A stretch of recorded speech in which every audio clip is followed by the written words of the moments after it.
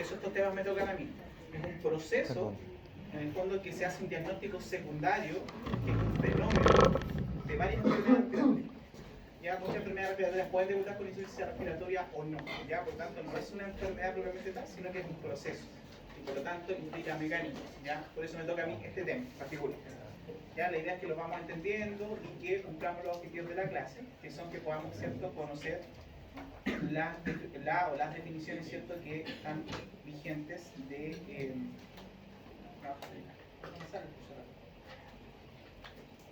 las definiciones de insuficiencia respiratoria, ¿cierto?, y la clasificación en base a los mecanismos fisiopatológicos subyacentes, que es lo que explica en el fondo qué es la falla respiratoria.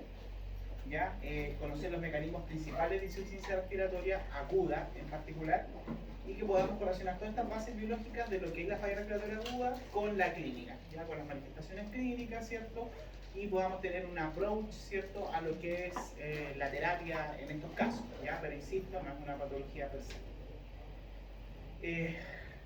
Y tenemos que partir, ¿cierto?, de lo que es la función pulmonar del aparato respiratorio. ¿Ya? Por lo tanto, ¿cuáles son las funciones que tiene el aparato respiratorio? Las dos grandes funciones. El cambio gaseoso. Ya, muy bien. El cambio de gases, ¿cierto? ¿Y qué más? Equilibrio ácido-base. No, no es una función primaria.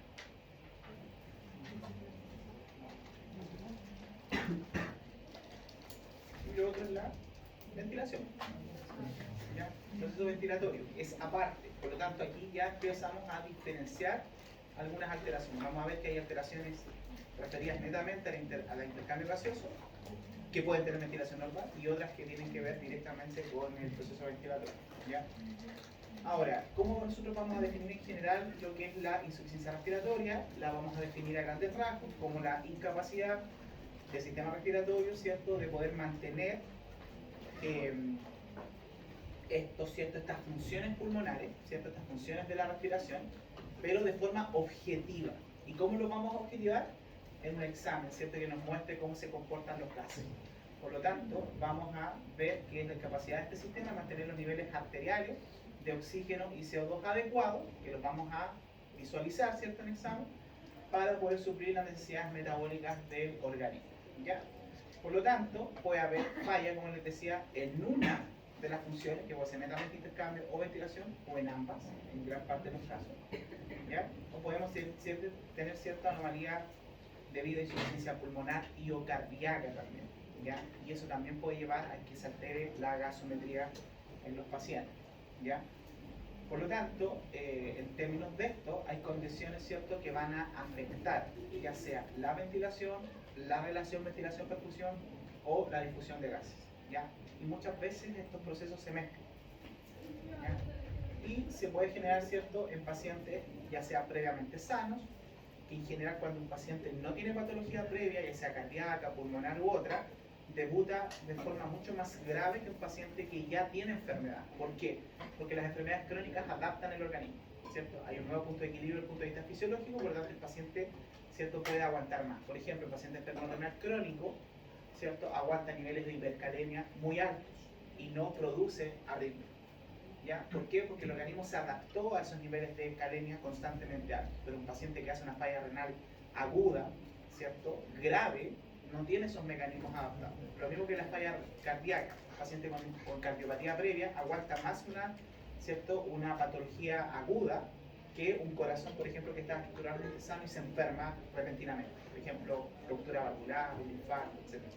¿Ya? Hace cuadros mucho más graves. Acá ocurre exactamente lo mismo, ¿ya? Pero puede ser pacientes previamente sanos o pacientes que ya tienen enfermedad pulmonar de base. ¿Ya? Ahora, hay varios conceptos de insuficiencia respiratoria. Uno de los más conocidos es el concepto de Campbell, que plantea, ¿cierto?, que la insuficiencia respiratoria es aquella alteración en el intercambio gaseoso que va a estar determinado en un examen, ¿cierto?, de gases arteriales, una gasometría, por una presión arterial de CO2, de oxígeno, perdón, ¿cierto?, una presión parcial de oxígeno menor a 60 milímetros de mercurio, y ahí, ojo con la palabra, es I-O. Ya pueden estar ambas, pero parte de la PO2 es la que la define, y puede o no estar acompañada por una PCO2 mayor a 50. ¿Ya? concepto más reciente, el de Rochester, habla de clasificar esta falla respiratoria. Ya habla de una insuficiencia respiratoria que es hipoxémica, ya que está relacionada principalmente a una alteración en el intercambio de gases, y también de una insuficiencia respiratoria, ¿cierto?, que es hipercámica o de tipo mecánica. ¿Por qué?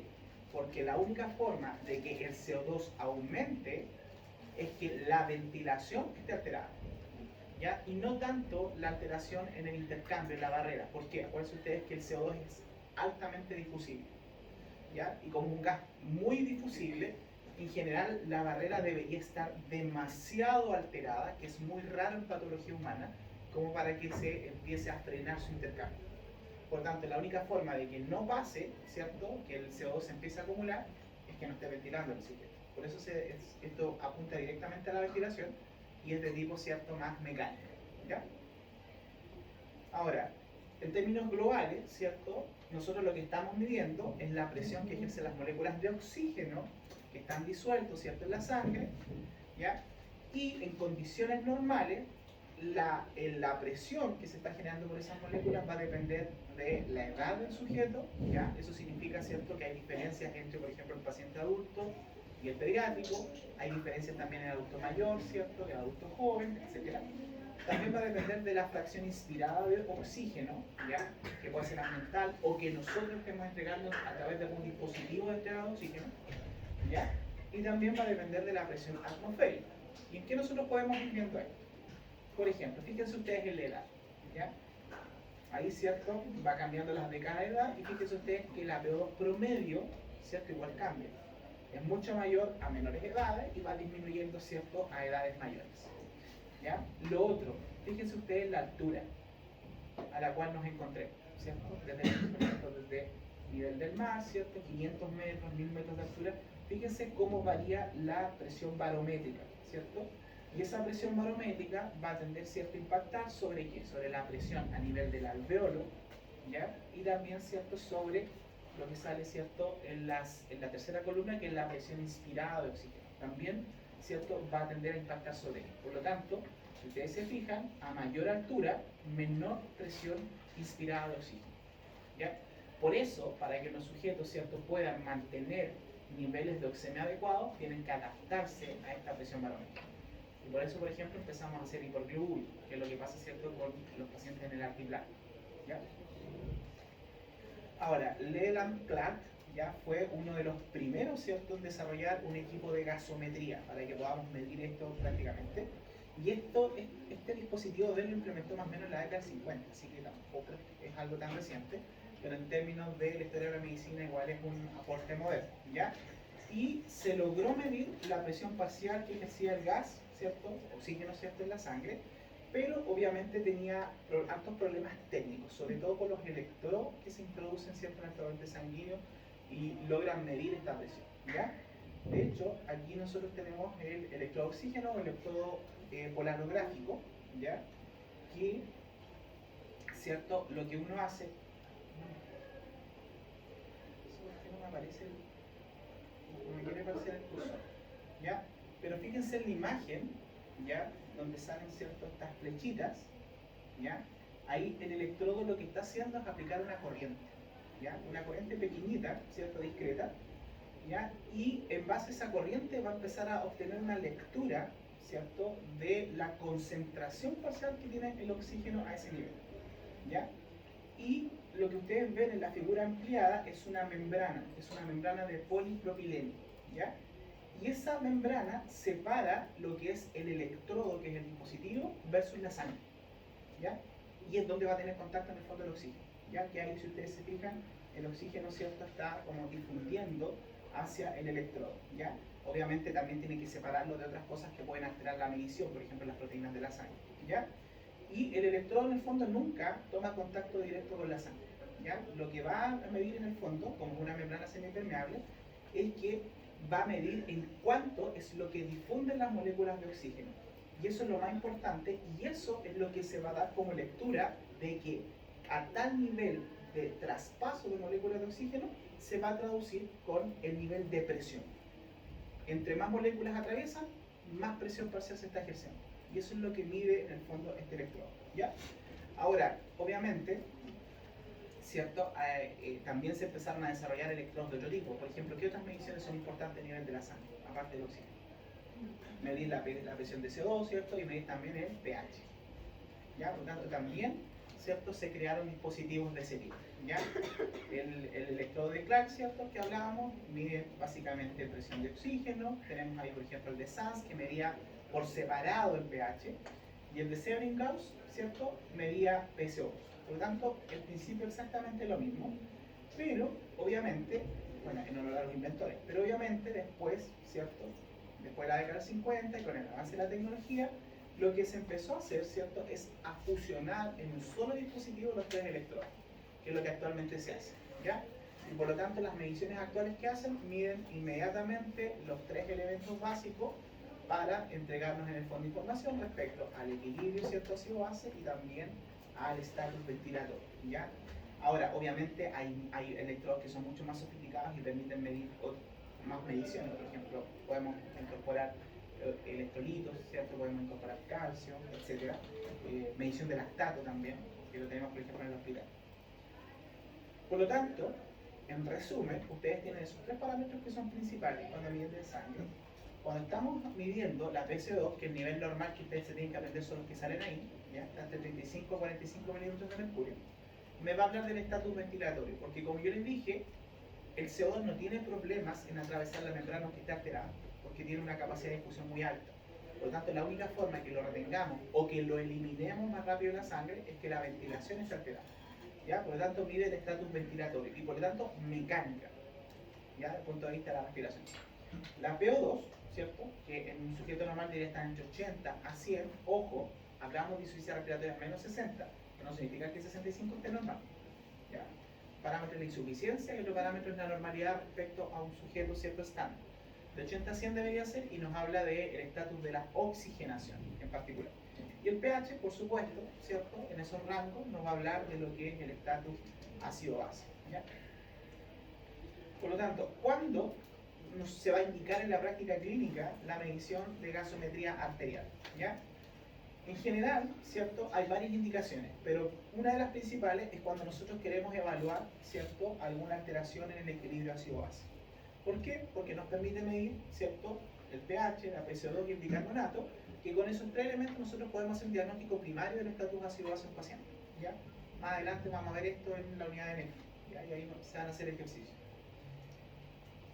Respecto también, ¿cierto? Si sospechamos, ¿cierto? Que hay alguna alteración en la oxigenación, ¿ya? Y ahí nosotros nos tenemos que fijar, ¿cierto? En la presión de oxígeno. ¿Y para qué nos ayuda esto? Porque nos permite hacer el diagnóstico, ¿cierto? De hipoxemia, ¿ya? Hipoxemia significa que la presión de oxígeno, ¿cierto? En sangre está disminuida, ¿ya? Ojo, no confundirla con hipoxia. E identificar obviamente el mecanismo, ¿ya? Diagnosticar la insuficiencia respiratoria de acuerdo a criterios, ¿cierto? Y también si nosotros estamos agregando oxigenoterapia a un paciente, también nos permite, ¿cierto?, ir titulando esa oxigenoterapia, controlándola, ¿cierto?, y evaluar si efectivamente nuestro tratamiento es adecuado. Pero también nosotros tenemos que indicarla cuando tenemos alteraciones de la ventilación, ¿ya? Como por ejemplo, ahí estamos evaluando directamente, ¿cierto?, la PCO. Y en algunas situaciones importantes también, por ejemplo, si tenemos que evaluar a un paciente con enfermedad respiratoria, la gasometría también nos va a aportar bastante. O toma de decisiones terapéuticas vitales, por ejemplo, en la práctica clínica, un paciente que esté conectado a ventilador mecánico, nosotros podemos decidir si lo desconectamos o si lo tenemos que conectar, ¿ya? Por lo tanto, para eso también nos sirve la gasometría. ¿Ya? ¿De dónde obtenemos la gasometría arterial? ¿Ya? En general, de cualquier arteria que esté a nuestra libre disposición o que esté accesible. ¿Ya? Por lo que nosotros necesitamos una muestra, ¿cierto?, arterial, ¿ya? Las más ocupadas, ¿cierto?, son las más accesibles y por lo tanto las más superficiales. ¿Cuáles en particular han visto ustedes? ¿La retina? La radial, ¿cierto? O la ulnar en su defecto. ¿Cuál más? Se puede hacer la braquial también muy bien, ¿cierto? O ya más a nivel periférico, la femoral también es una opción. Las otras, la verdad, ¿cierto? Es más complejo y es más difícil que las estén midiendo. Ahora, ¿alguien de ustedes se ha hecho alguna vez una muestra arterial para algún examen? Arterial, no venoso. Y su experiencia? Muy doloroso. Demasiado. ¿Ya? ¿Cuáles son ustedes las terminales nerviosas que tienen las arterias? ¿Ya? Por lo tanto, se los encargo. ¿Ya?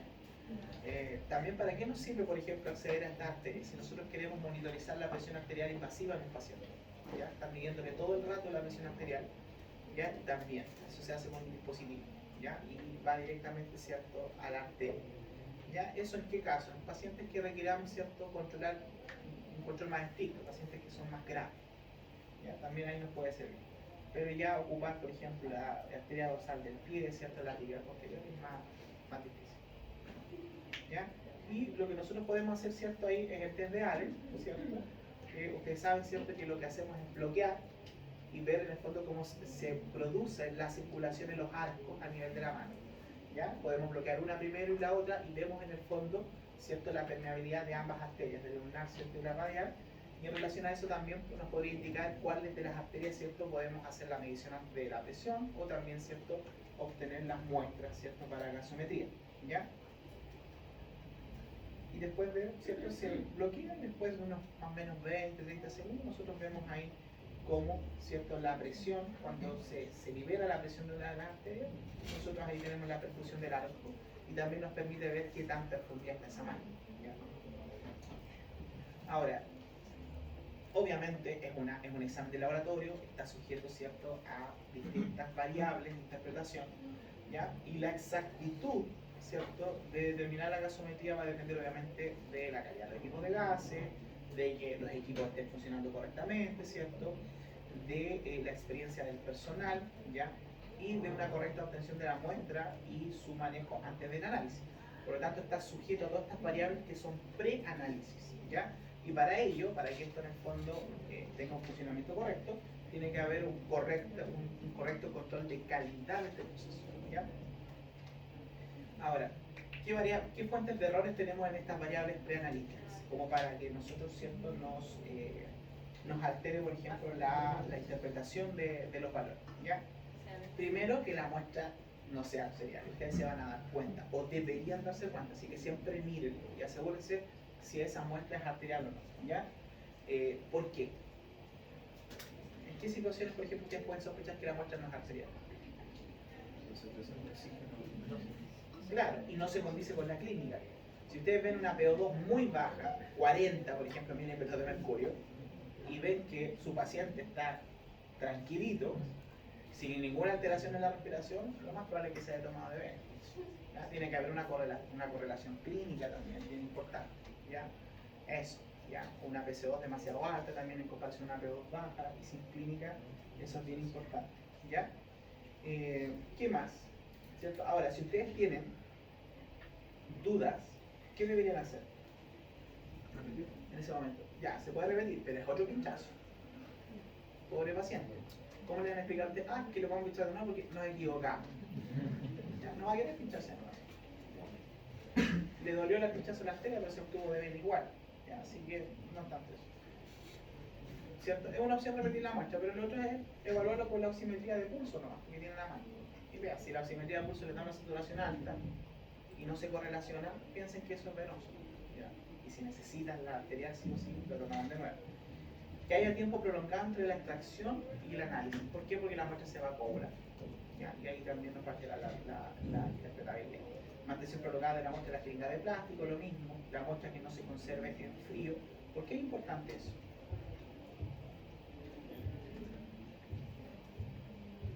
Porque hay que enfriar la muestra. Para que no se oxide. ¿Qué significa oxidar? Ya, pero las células sanguíneas están vivas. Por tanto, van a seguir en el fondo, claro, consumiendo oxígeno y liberando CO2.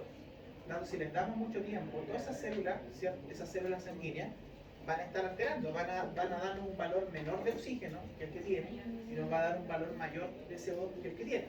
Y nosotros necesitamos la foto exacta en ese momento, cómo se está manejando el sistema.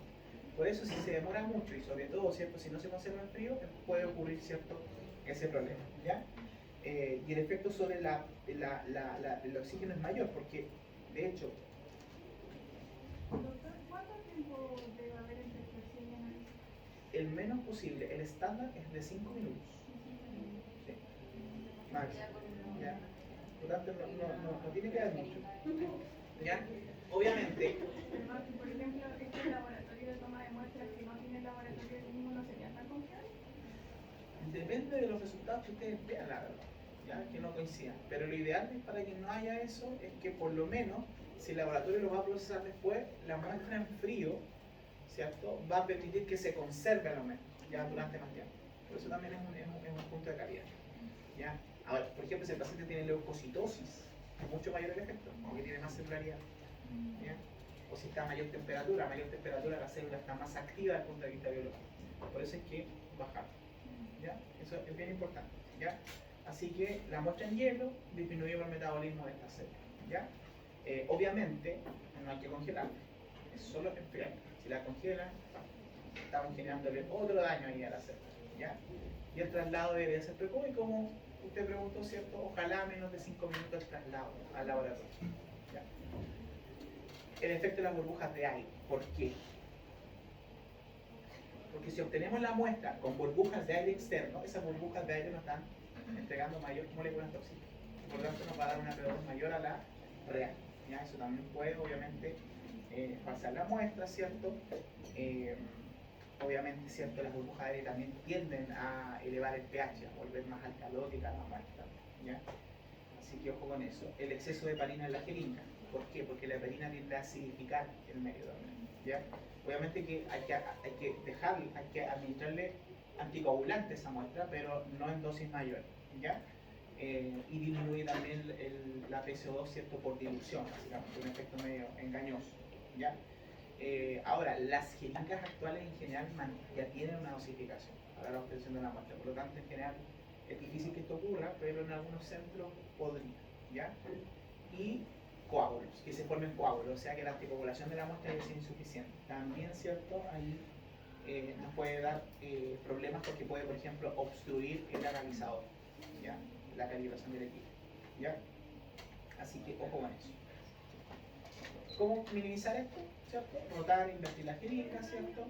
Mantener la muestra en hielo picado, traslado rápido, solicitud de examen por los datos necesarios, o sea, siempre ahí, ojalá, ¿cierto? Eso ya no depende tanto de nosotros, pero igual deberíamos ser parte de control de calidad. La muestra tiene que estar bien rotulada, nombre, ¿cierto? Cédula, identidad, la edad, etc. ¿Ya? Eso es bien importante. Idealmente también uno debería colocar a qué ventilación minuto está esa muestra, o saber por lo menos en qué condiciones se tomó para poder interpretarlo, ¿ya?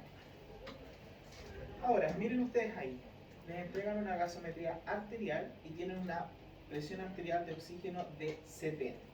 Miren, las preguntas para ustedes es, ¿qué significa eso y si es normal o no?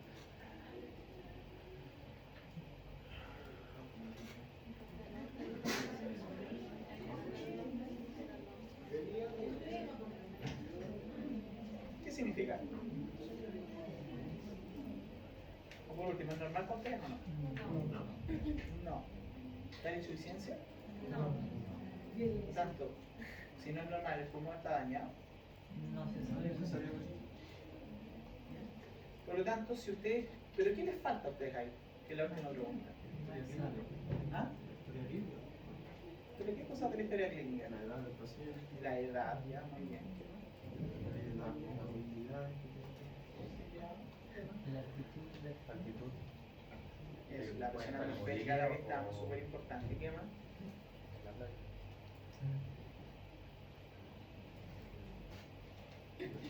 ¿Qué más? Súper importante para evaluar cualquier muestra arterial de oxígeno. Pero más que el estado, porque tiene que ver con eso, es a qué fracción inspirada de oxígeno se tomó. ¿Ese paciente le estamos dando oxígeno? Porque si lo tenemos, ¿cierto?, con la mascarilla, ¿cierto?, a 8 litros por minuto de oxígeno, estamos dando una presión inspirada más alta, y nos da 70, vamos a decir que ese paciente está muy mal. Versus que este aire ambiental, ahí no está mal. No sé si se entiende. Tanto depende de eso también. Siempre preguntar si está con oxígeno o no, ¿ya? Desde el punto de vista más clínico. O sea, saber la presión inspirada. Por lo tanto, es que la presión que ejercen las moléculas de gas, ¿cierto? Las moléculas de oxígeno, en este caso, que están disueltas en sangre, en condiciones normales van a depender de la edad, de la presión barométrica, ¿cierto? Y de la presión inspirada de oxígeno. Y ahí viene este ejemplo clásico del 2009, la publicación de Gary Miller, que es bien bonito, ¿ya? Si ustedes se fijan, este es un estudio que se hizo en escaladores del Everest, ¿ya? ustedes se fijan bien. Y si se van fijando desde la base de las montañas, que salen ambas figuras ahí, ¿ya? La primera, ¿cierto? La base, ¿cierto? Parte, ¿cierto? Del campamento como a los 5.000 metros, 5.300 metros, ¿ya? Ahí parte. Y en cada una, ¿cierto? De los campamentos, a esos escaladores se les tomó gases arteriales y se les hizo la medición. Y se va comparando. En el fondo, como son deportistas extremos, ¿cierto? Se va evaluando en ellos, ¿cierto? Cuál es el impacto de la presión manométrica respecto, ¿cierto? A su gasometría. ¿Ya? Fíjense ustedes que tienen varios, cada uno de los campamentos obviamente tiene nombre ahí, pero se van haciendo las mediciones, si ustedes se fijan, ¿cierto? Hacia su derecha, en cada uno de los campamentos se hizo medición, y ahí se va tomando, ¿cierto? El promedio tanto de la PCO2 como la PO2. ¿Ya? Y fíjense ustedes que ahí están los resultados. ¿Ya? Ahí tenemos, por ejemplo, la altitud, ¿ya? Abajo, ¿cierto? En el eje X y en el eje Y tenemos, ¿cierto? El valor medio, ¿ya? De los distintos valores de oximetría, ¿ya? Ahí se midió presión parcial de oxígeno arterial, ¿cierto? Se midió la saturación arterial de oxígeno, la concentración de hemoglobina y el contenido arterial de oxígeno. Ya, todos parámetros para evaluar, ¿cierto? El estado de oxigenación del individuo, ¿ya? ¿Y qué cosa llama la atención, por ejemplo, ahí? ¿Cierto? Altitud 75, pero ya en el segundo a los 5.300, cuando parte la base, ¿cierto? ¿Qué es lo que más se nota de cambio ahí al llegar, ¿cierto? A los 5.000 metros? Un poquito más de 5.000 metros. Exacto, la barra blanca es la que disminuye. O sea, lo que más impacta es la presión parcial de oxígeno, ¿ya? El valor más inmediato, ¿ya? ¿Qué más vamos viendo, por ejemplo, ahí?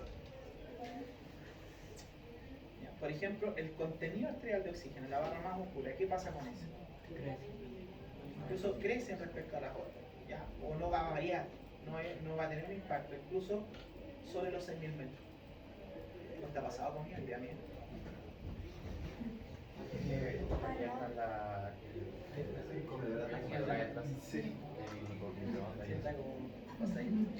¿Ya? Por tanto, si ustedes ven la barra oscura, ¿cierto? No hay un impacto mayor en el contenido arterial de oxígeno, ¿ya? Y después de eso, ya uno ve que empieza a caer en conjunto, por ejemplo, con la segunda barra, que es la saturación de oxígeno. Ya uno empieza a ver que después empieza a ir cayendo.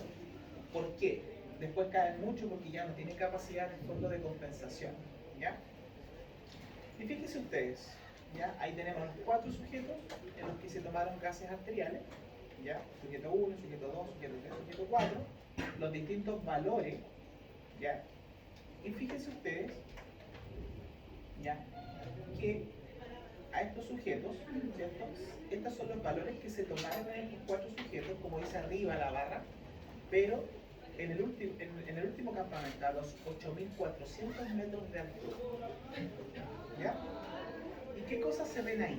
Que son súper importantes a esa tremenda altura, ¿ya? O sea, es un poco antes de la cima del Everest, ¿ya? Donde se tomó la medición, ¿ya? Por lo más o menos son como unos 400 metros de altura, ¿ya? ¿Y qué es lo que se nota ahí?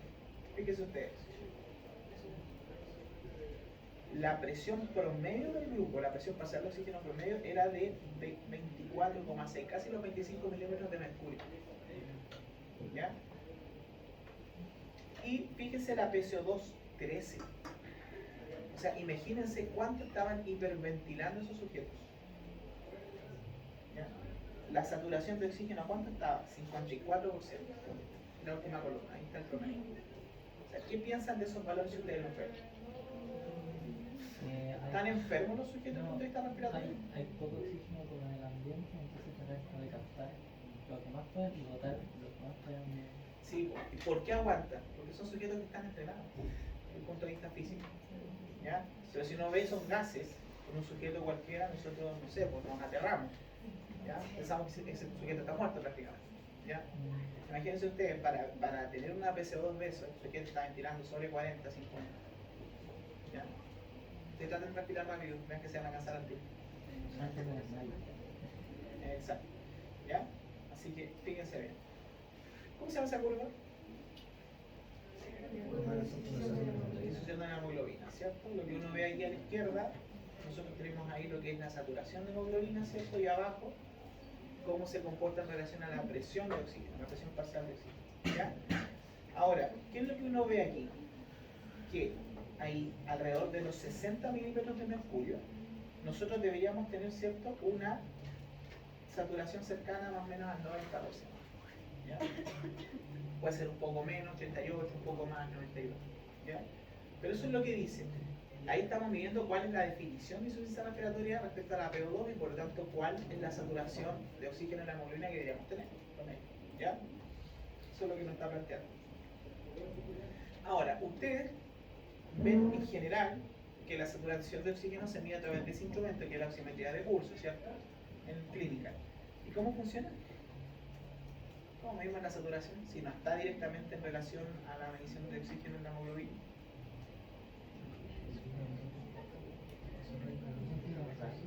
Exacto, es en el fondo el principio de espectrofotometría, ya que se está midiendo, ¿cierto?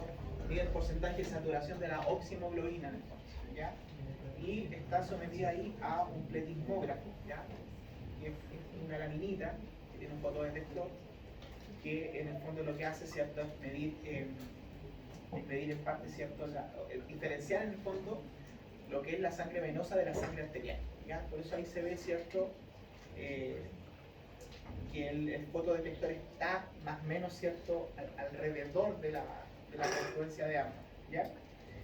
Y lo que va a hacer en particular es comparar las características de absorción que tiene la luz en dos longitudes de onda, ¿ya?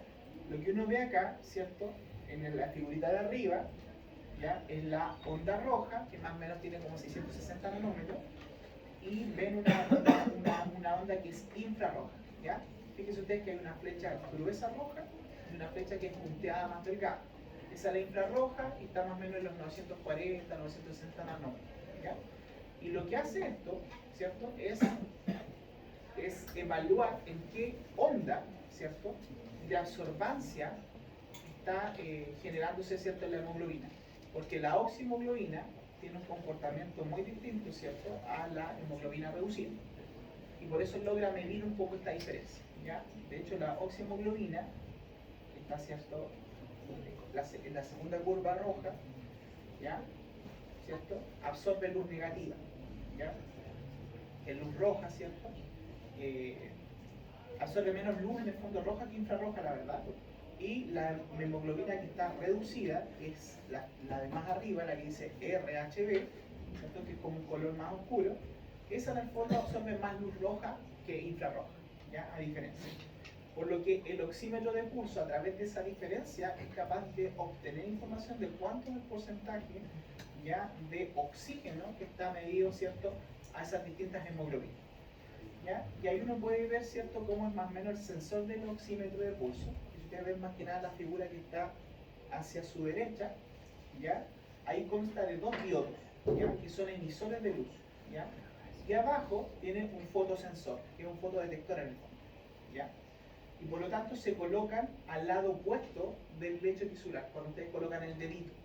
Por lo tanto, en una parte se está emitiendo la onda, y en el otro lado el sensor está midiendo con cuánta absorbancia, ¿cierto?, la hemoglobina es capaz de captar esa onda que se está transmitiendo del otro lado, ¿ya? Y eso es lo que va a traducir en el fondo como información, ¿ya? Por lo tanto, esa intensidad de luz que está llegando, ¿cierto?, por ese dedo, llega al fotodetector y va a determinar la intensidad de luz absorbida por la hemoglobina, y eso es lo que se va a traducir finalmente obviamente en esta absorbancia de longitud de onda, ¿cierto?, en relación, ¿cierto?, al pulso. Porque de qué va a depender también del movimiento, ¿ya?, cíclicamente. Por lo tanto, ¿cierto?, esas mediciones van a variar con los ciclos del pulso, y estas variaciones igual las detecta el fotodetector, ¿ya?, y va a plantear si hay mayor o menor intensidad de absorbancia y va a dar más o menos, ¿cierto?, su dictamen de porcentaje. Y eso es lo que estamos viendo.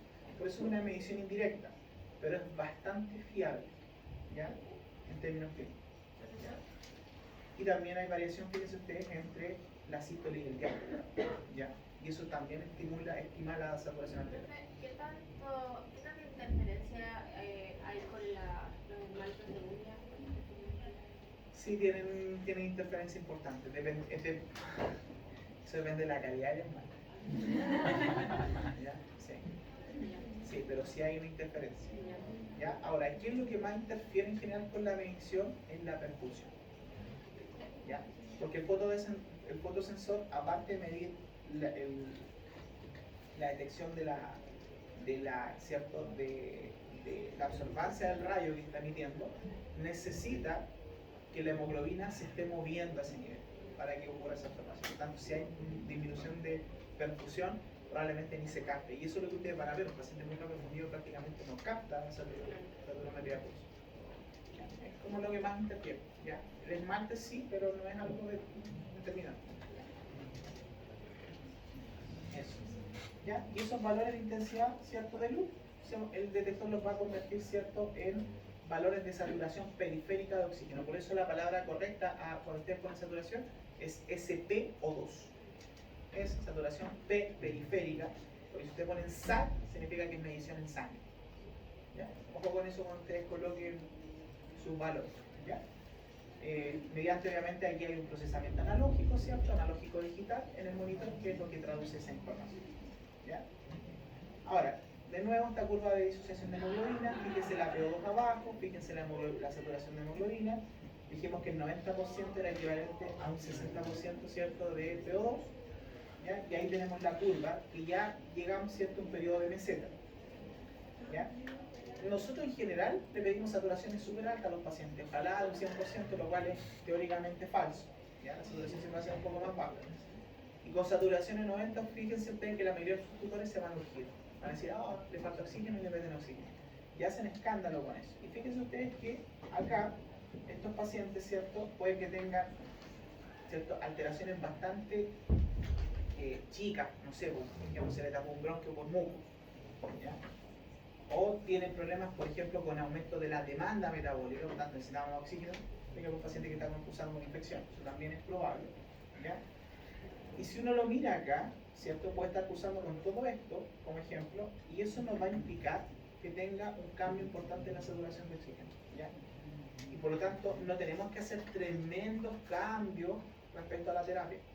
¿Ya? Nuestros pacientes pueden estar por el 90% y tener buenos niveles de oxígeno igual. ¿Ya? El punto es que aquí no hay que escandalizarse tanto ni asustarse tanto en terrible. ¿Ya? Porque, por ejemplo, nosotros no podemos quedar tranquilos y el paciente está saturando 95, 98% y el monitor a lo mejor nos va a decir que tiene 100% de saturación. Pero si ustedes lo tienen con una fracción inspirada del 50%, ¿qué le está indicando eso? Que esa saturación es anómala.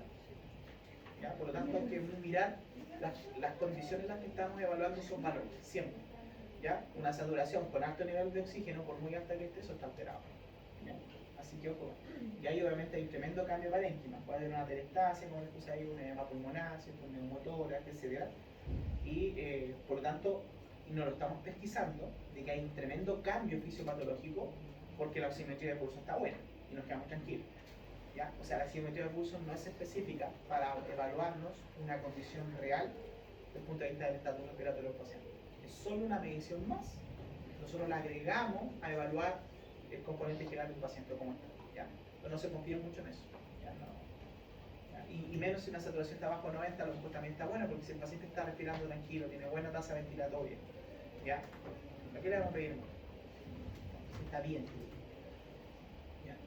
Por ejemplo, ahí, ¿cierto? La saturación baja, ¿cierto? Hasta 90, pero con 88, 90, 92% puede ser suficiente. ¿Ya? Y de hecho, patologías respiratorias crónicas que ya están adaptadas necesitan menos niveles de saturación, ¿ya? Para oxigenarse bien. Porque un paciente con un EPO, un paciente que tenga una UIP, ¿cierto? Una neumonía intersticial usual, que es parte del espectro de la enfermedad intersticial difusa, no necesita más de un 88%, un pulso medio, ¿ya? Y con eso está bien, no tenemos que pasarle oxígeno a esos pacientes, ¿ya? Puede estar 85% y saturando bastante bien, ¿ya? ¿Y ustedes cómo ven eso? En el componente general, ¿está hiperventilando? No. ¿Está con esfuerzo cardiovascular? No. Entonces, está bien, es su basaje, ¿ya? Ojo con eso. Y aquí tenemos parámetros de oximetría, ¿ya? Si ustedes se fijan arriba, ahí sale más o menos la interpretación de los valores de la presión parcial de oxígeno, como habíamos dicho al inicio, entre 80 y 100 lo que se considera normal, entre 60 y 79 consideramos que es una hipoxemia moderada, ¿ya? Por lo tanto hipoxemia desde 80 hacia abajo y insuficiencia respiratoria desde 60 hacia abajo. ¿Cierto? De 60 a 79, de 40 a 59 la hipoxemia es moderada y abajo 40 es severa, ¿ya? Pero, ojo, la presión de oxígeno por sí sola, ¿cierto?, no es suficiente para reflejar esta oxigenación de un paciente, ¿ya? Se requiere de otros elementos, porque acuérdense ustedes que es importante saber la fracción inspirada de oxígeno. Y en ese sentido, por ejemplo, en patologías graves, que la PO2 no nos dice mucho, es bueno correlacionarla con la FiO2. Y ahí nace este parámetro, que es el segundo, que es la PAFI, que es la PaO2 partido por FiO2. Eso se llama PAFI. Que nos habla en el fondo del componente, cómo está ese grado de oxigenación en relación a la fracción inspirada de oxígeno, ¿ya? Y ahí, por ejemplo, cuando es menor a 200, ¿cierto?, nos está planteando un paciente grave que tiene un síndrome de estrés respiratorio agudo, ¿ya? Por ejemplo, ¿ya? También, ¿cierto?, la diferencia alveolar arterial de oxígeno en algunas patologías también es bien importante, ¿cierto?, entre otras mediciones. Diría que esas tres son las más importantes, ¿ya? Que es el gradiente en el fondo que nos detecta, nos permite detectar a veces cambios sutiles de la oxigenación en pacientes que tienen, por ejemplo, patología intersticial, ¿ya? Entonces, nosotros estamos hablando, ¿cierto? Ahí vemos la PCO2 en este caso, ¿cierto? La PCO2, por eso ustedes que habla de la parte mecánica, de la ventilación. Por lo tanto, el valor normal está entre 35 y 45 mililitros de mercurio. Ahí hablamos del estado de eucapnia, y significa que la ventilación alveolar está normal. Si es baja, ¿cierto?, en este caso menor a 35, hablamos de hipocapnia. Eso significa, ¿cierto?, que tiene poca presión de CO2 y por lo tanto poco contenido CO2 en la sangre. ¿Qué significa eso? Que lo estamos barriendo a través del sistema respiratorio. Significa que el paciente está hiperventilado. Eso es lo que ustedes van a ver en la gasometría, ¿ya? Y si es más de 45, significa que nos estamos quedando con excedente, ¿ya? Y por lo tanto el paciente está hipoventilando, ¿ya? Está con el hipercapnia. Eso es lo primero que ustedes siempre tienen que interpretar cuando vean, ¿ya? Por lo tanto, en resumen, la gasometría arterial, ¿cierto?, va a permitir evaluar estos tres elementos principalmente: el pH, ¿cierto?, la PCO2 y la PO2, ¿ya? Y con esos tres elementos, más la clínica, ustedes van a empezar a tomar decisiones, ¿ya? Así que tienen que saber interpretarla bastante bien. ¿Qué diferencia hay entre hipoxemia e hipoxia? Esto ya lo vieron en fisiopato, ¿cierto? Me imagino, ¿ya? ¿La hipoxemia qué es? En particular, hemia. Siempre, ¿cierto?, el sufijo hemia se refiere a sangre, por lo tanto una medición directa en sangre, ¿ya? Eso significa, ¿cierto?, que la presión parcial de oxígeno está bajo lo que consideramos normal, o sea, bajo los 80 milímetros de mercurio. Eso es lo que está diciendo, ¿ya?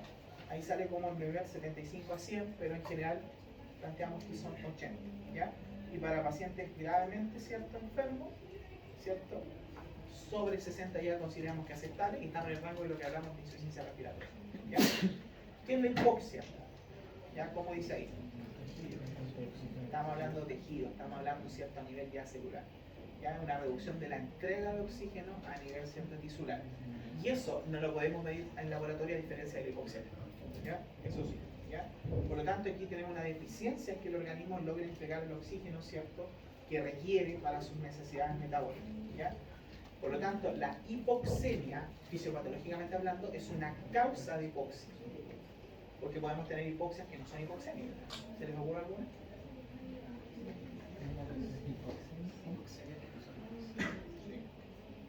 Hipoxias que no son hipoxémicas. ¿Cómo que?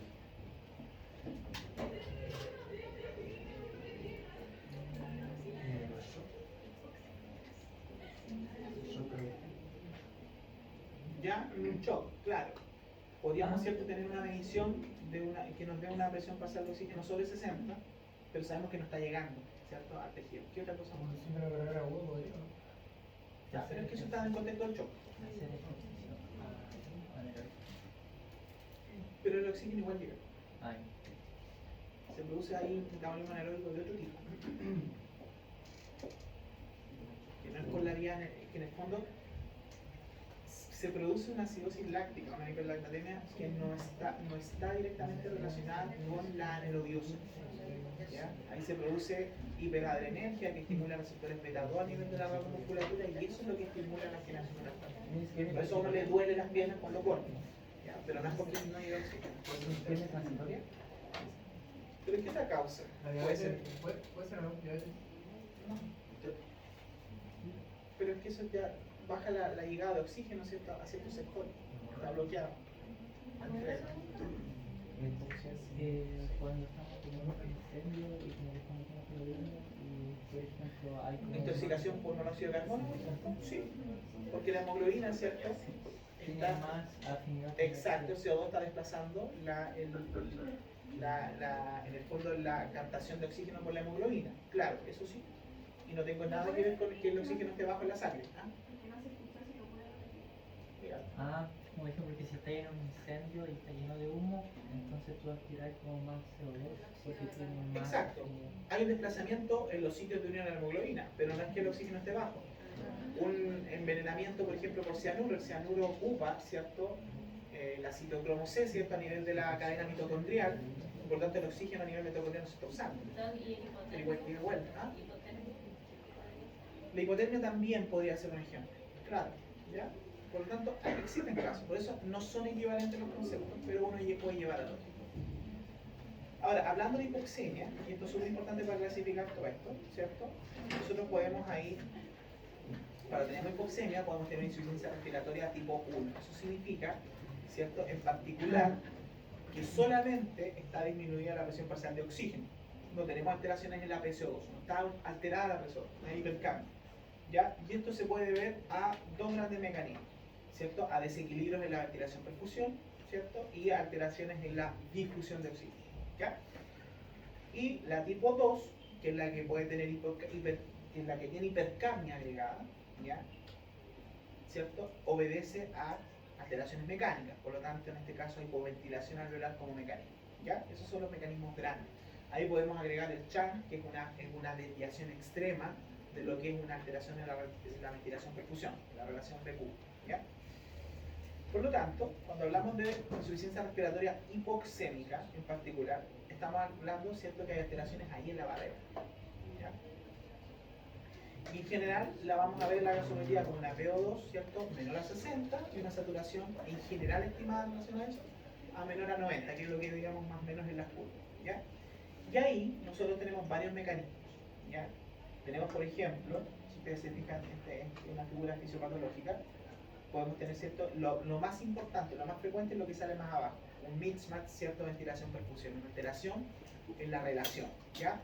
Pero también podemos tener, ¿cierto? Alteraciones en la difusión, ¿cierto? Podemos tener un CHAN, o también podemos tener, ¿cierto? CHAN de izquierda a derecha, ¿ya? Que ya es con alteraciones cardiovasculares. Por lo tanto, cuando hablamos de desequilibrios en la ventilación-perfusión, ¿a qué nos estamos refiriendo?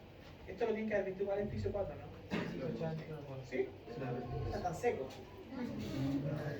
La ventilación de alveolos no perfundidos y la perfusión de alveolos no ventilados. Por ahí va la cosa. Si estos son trastornos de intercambio gaseoso que, obviamente, estando presentes en ventilación y perfusión, se van a distribuir de forma desigual. Por eso hay una alteración en la relación, hacia un lado o hacia otro, ¿ya? Y ahí tenemos un ejemplo, ¿cierto?, en que si la ventilación es concordante con la perfusión, de acuerdo, ¿cierto?, a lo que se requiere, obviamente, ¿cierto?, tenemos una relación 1:1. Por eso la relación BQ ahí es igual a 1. ¿Qué pasa acá? ¿Qué pasa cuando la relación BQ es menor a 1? Poca ventilación ¿Ya? y más perfusión.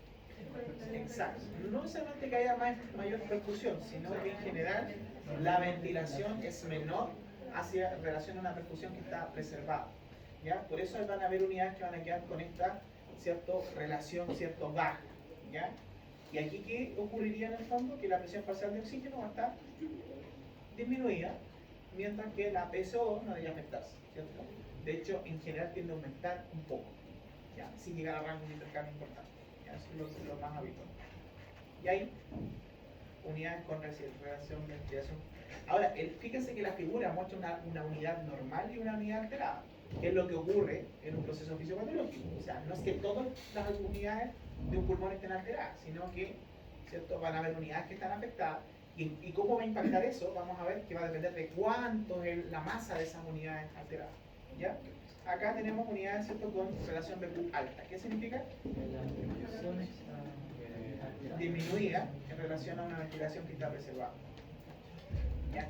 O también puede haber, obviamente, en este caso, un exceso de ventilación en relación a una perfusión que a lo mejor no está normal. ¿Ya? Eso también podría ocurrir.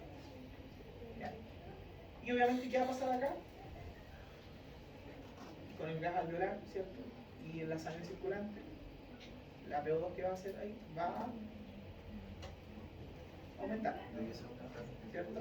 Y la PSO2 va a estar disminuida porque tiene un exceso de ventilación, ¿cierto? Por tanto, ahí se tienden a aparecer un poquito a las concentraciones del gas cuando está inspirando y no ingresado todavía a la sangre. ¿Ya? Por lo tanto, ¿qué cosas desde el punto de vista clínico nosotros tenemos que fijar en nuestra memoria? ¿Ya? Que los desequilibrios BQ tienen un rol primario, o sea, uno de los mecanismos fisiopatológicos principales en la hipoxemia, que se asocia ¿a qué? A la enfermedad pulmonar obstructiva crónica. Ustedes van a ver cuando vean enfermedades en particular, tienen hartas explicaciones respecto a por qué se produce la alteración respiratoria. Pero este ocupa un rol primario, ¿ya? También en el asma bronquial y en el tromboembolismo pulmonar, ¿ya? Las alteraciones BQ. Tiene un rol preponderante, o sea, es importante, pero no es la génesis en particular, en la hipoxemia por la enfermedad intersticial difusa, donde la génesis ahí está en la membrana alveolo-capilar, por lo tanto son alteraciones de difusión, ¿ya? Pero también la alteración BQ es bien preponderante. Y ya tiene un rol más secundario, ¿cierto? La hipoxemia, por ejemplo, de edema pulmonar agudo, del distrito respiratorio agudo, ¿cierto? Y de las neumonías cuando son extensas, ¿ya? Ahí tenemos, ¿cierto?, esas dos unidades, ¿cierto?, alveolares. Tenemos, ¿cierto?, que el gas inspirado está a una presión de oxígeno 150, que es el atmosférico ideal, ¿cierto?, y una PCO2 de 0. ¿Ya? Nosotros no estamos ingresando CO2 al organismo. Por lo tanto, en una unidad normal, fíjense ustedes a nivel alveolar lo que está ocurriendo. Tiene una presión alveolar de 100, ¿cierto? Disminuye un poco, ¿cierto?, la presión del gas cuando llega al alveolo, y una presión alveolar de CO2 de 40, que es lo que se está entregando desde la sangre. ¿Ya? Y a nivel sanguíneo, si nosotros lo podemos medir a nivel de capilar, va a tener una PO2 de 100, una PCO2 de 40, que son equivalentes, ¿cierto? Porque se está ocurriendo el intercambio ese nivel, con una saturación del 98%, un contenido arterial de oxígeno de 19,9 ml por cada 100 ml. ¿Ya? Eso es lo que nos está indicando. ¿Qué pasa con la otra unidad al lado? ¿Qué es lo que ustedes ven?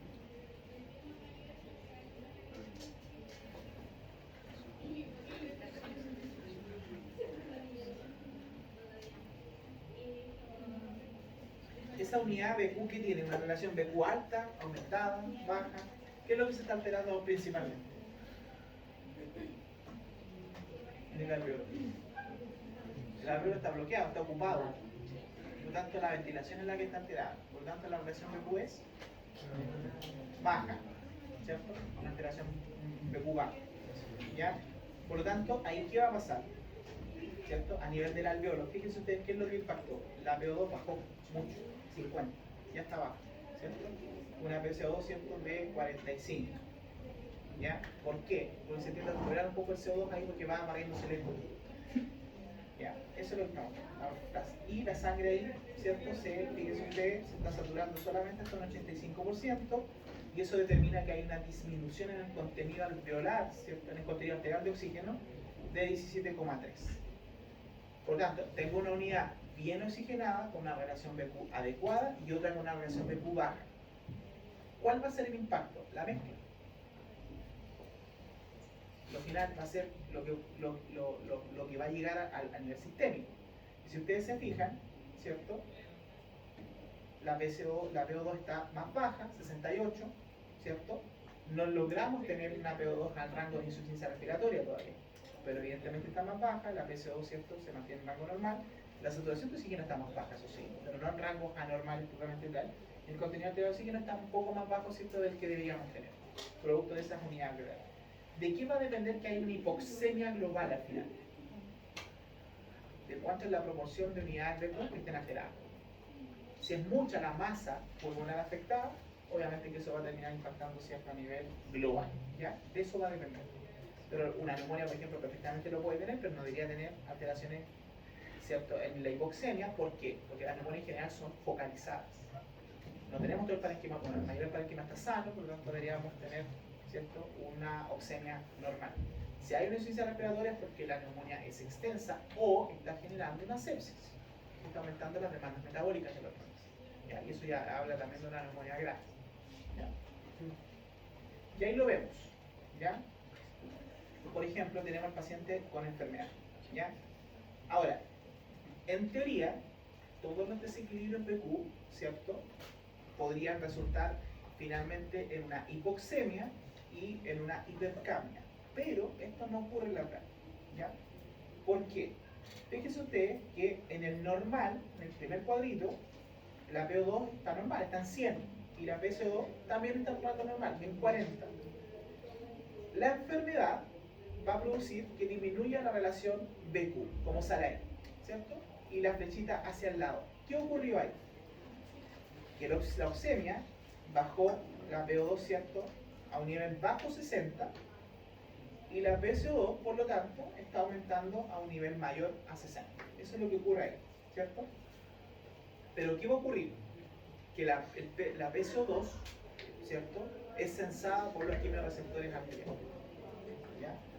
Y eso, ¿cierto?, tiene una interconexión directa, ¿cierto?, a nivel del bulbo, del centro respiratorio. Por lo tanto, el centro respiratorio termina sensando ese nivel de PCO2. ¿Ya? ¿Y qué va a hacer cuando está aumentando la PCO2? Aumentar el estímulo ventilatorio y aumentar, ¿cierto?, la frecuencia respiratoria. Por lo tanto, después, fíjese usted, la flechita hacia arriba, la segunda flechita hacia el último cuadro, dice aumento de la VE, aumento de la ventilación. ¿Ya? Por lo tanto, si aumenta la ventilación, ¿qué va a pasar? Va a disminuir la PCO2 de nuevo, ¿ya?, con ese aumento compensatorio de la ventilación, ¿ya? Y la PO2, ¿cierto?, tiende a aumentar un poquito más, pero se mantiene en rangos de hipoxemia igual, ¿ya? Eso es lo que termina ocurriendo ahí, ¿ya? ¿No lo acepto? Y eso, ¿ya? Por lo tanto, la respiración aumentada, ¿qué va a hacer? Va a corregir el aumento de la PCO2, va a evitar que aumente, pero el efecto sobre la PO2 es discreto, ¿ya? Es parcial.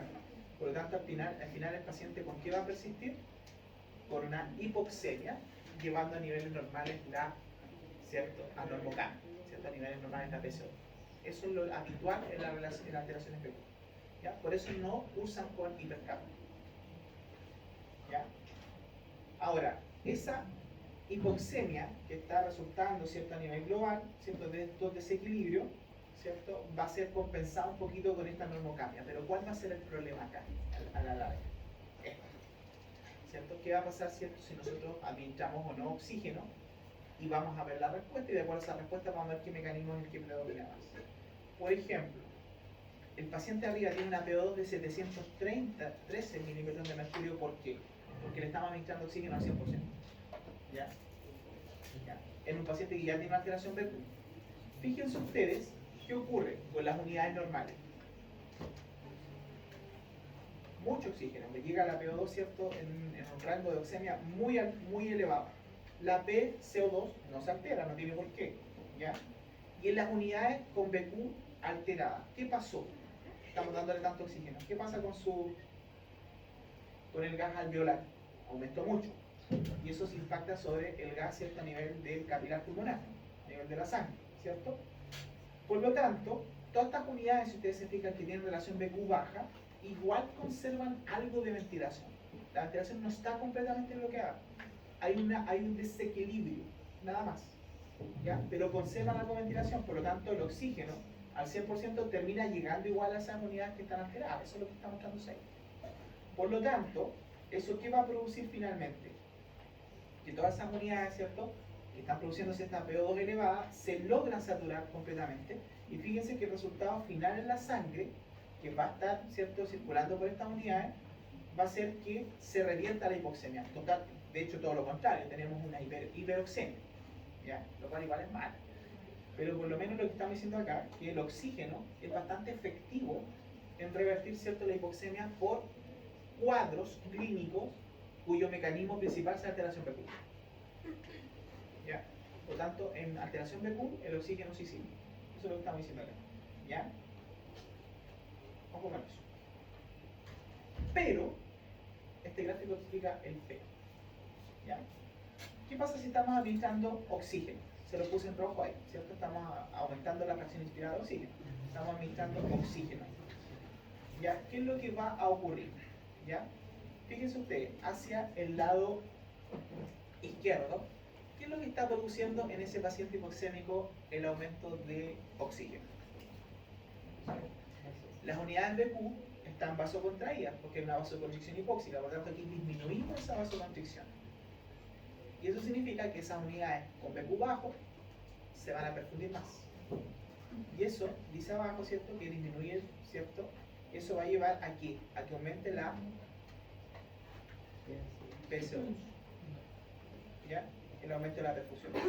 Por otro lado, hacia arriba, disminuye la disnea, la ansiedad, mejora el sueño, pero la fracción inspirada de oxígeno disminuye el estímulo hipóxico. Y eso significa que hace que el bulbo, ¿cierto?, se resete, disminuye el input y por lo tanto baja la ventilación minuto. ¿Ya? Y eso aquí lleva, al bajar la ventilación minuto, también lleva a que aumente la PSO2. ¿Ya? Por el efecto Aldán en la curva de disociación de la hemoglobina ocurre algo similar. Y más encima, donde disminuye la perfusión en esa unidad de BQ baja, ¿cierto? En la BQ elevada, perdón, ¿cierto? Eso termina aumentando el espacio muerto. Y el espacio muerto también termina aumentando la PCO2. ¿Ya? Y por lo tanto, ¿qué se está generando acá? Hipercambio. ¿Ya? ¿En qué pacientes eso es importante?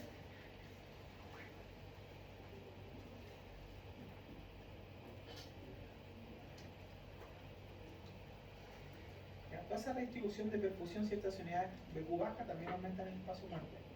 ¿Ya? Y ese efecto de la hipercapnia puede que en un sujeto en general no tenga tanta relevancia. Pero ¿qué pasa si un paciente que fenotípicamente, ¿cierto?, tiende a retener CO2? Estamos aumentando el estímulo de retener CO2. Y esto es lo que ocurre en muchos pacientes, no en todos, pero en un perfil de pacientes hepáticos. Por eso ustedes van a ver que se les restringe la oxigenoterapia a no niveles muy altos porque pueden generar disminución de estímulo, aumento de espacio muerto, etc. Y aumentar la PSO2, que pueden generar una narcosis por CO2 por lateral de oxígeno. Ahora, estoy de acuerdo, el oxígeno es el que mata, no la PSO2. ¿Ya? La hipoxemia es la que mata. Pero hay que hacerlo titulando, ¿ya? No a destajo en cierto tipo de pacientes. Por eso ustedes van a ver en la clínica que los restringen el CO2. Que se los expliquen con este gráfico es otra cosa, pero les van a decir que hay que limitarlo, eso está bien. ¿Ya? Tomen un descanso. ¿Cómo?